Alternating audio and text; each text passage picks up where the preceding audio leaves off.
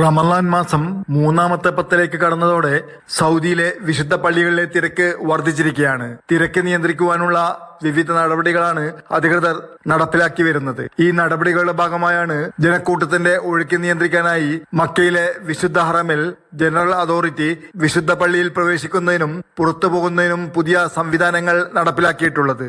ഇതിൽ പ്രധാനപ്പെട്ടതാണ് ഹറമിലേക്കുള്ള പ്രവേശനവും പുറത്തേക്ക് പോകുന്നതും നിയന്ത്രിക്കുകയും കാര്യക്ഷമമാക്കുകയും ചെയ്യുക എന്നുള്ളത്.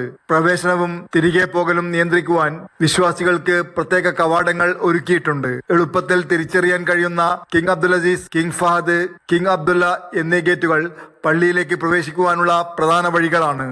കഅബയ്ക്ക് ചുറ്റും തീർത്ഥാടകർ പ്രദർശനം നടത്തുന്ന മതാഫ് പ്രദേശത്തേക്കുള്ള പ്രവേശനം എളുപ്പമാക്കുന്നതിന് ആരാധകർ ഷുബൈക്ക പാലം, അജിയാദ് പാലം, അൽ അർക്കാം പാലം എന്നിവ ഉപയോഗിക്കണമെന്ന് അധികൃതർ അറിയിച്ചു.